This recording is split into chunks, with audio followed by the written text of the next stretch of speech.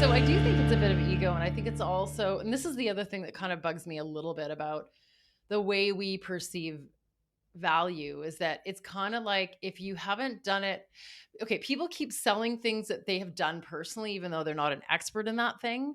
So this is so, which is like saying, I did it, therefore you can do it because I'm going to teach you how I did it. But they don't have a skill set in doing that. They don't like, so as a business strategist or, as an SEO expert, like you can work with companies that are massive, like because we know how to work on the things that we know how to do best. So I don't have to be a seven-figure membership business owner to help. Well, maybe would I help seven-figure business to We'll help a go with six-figure six. We'll business go with owner, six. Six feels good. to help, or even to help a six-figure business owner. Do you see what I mean? Like Hmm. I mean, you don't have to be having done everything perfectly yourself to help someone do the thing. Like you have to know how to do your skill set, which is, it's like a coach, like a life coach can coach people who are 100 million times more successful than them, but they have this skill set. And except for, I think a lot of people are out there saying, well, that's their bragging right. It's like, I did it. And unfortunately, it works. And this is the challenge, is like we only tend to trust people who have walked this path before us, even though people can be perfectly qualified to help us walk the path, even if they haven't chosen to take that path. So that's where it's tough. And we have to work on our own success stories. And then we have to explain why we're successful. But it doesn't all have to be about numbers, but numbers also do work, except for the ones that are just so cheesy and icky. And then we're not going to attract our right people anyway. So it's like, how do we say it in a way that doesn't make people feel crappy for Yeah. not being there? Yeah. And I think coming back to what you said, both about bragging rights and at the beginning when you were talking about the things that bothered you in the industry of the high expense, high Yeah. ticket programs that may or may not get results. I think that there are some bragging rights around, like, I sell a $10,000 mastermind. But one of the things that I like about the way that you approach things is like, not what's the cost of the membership, what's the Yeah. value of the membership? Because depending on Yeah. how you structure it, you can have, like, I think about Liz Wilcox has an incredibly valuable membership for Yeah. $9 a month. Yeah.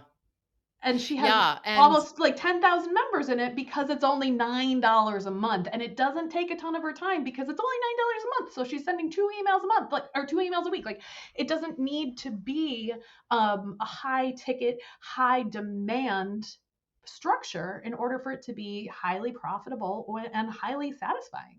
It's a lot of highs. yeah, and so she did it in a way that was very minimum. Like she had her, this is what I deliver. And I mean, I'm not in it, but I mean, I can imagine she probably, as she gets larger, is adding more things to it because she can, because the profit margin is there. But you can't really, you can't come out with a $9 membership and add coaching calls every week. Right. Because you know what? You're going to get what, 20 members to start, maybe 50 depending on your list, maybe 100.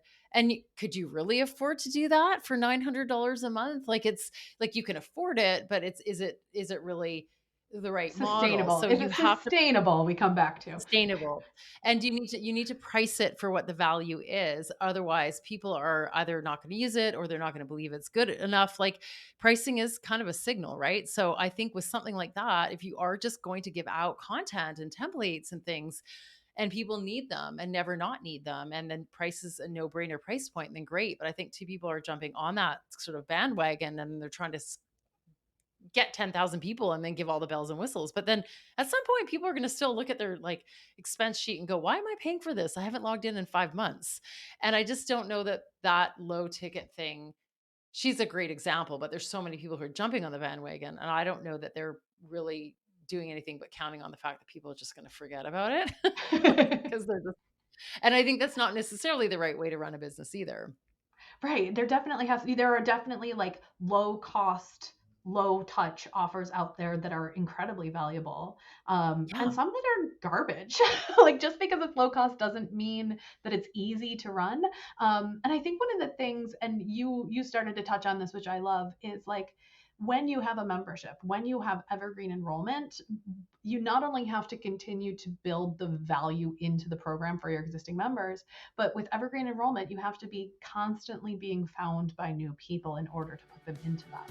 Whereas a launch Yeah. model or a low touch or low volume, you only need one new person a month. You don't need to necessarily have the visibility. You don't need to have new people coming in all the time.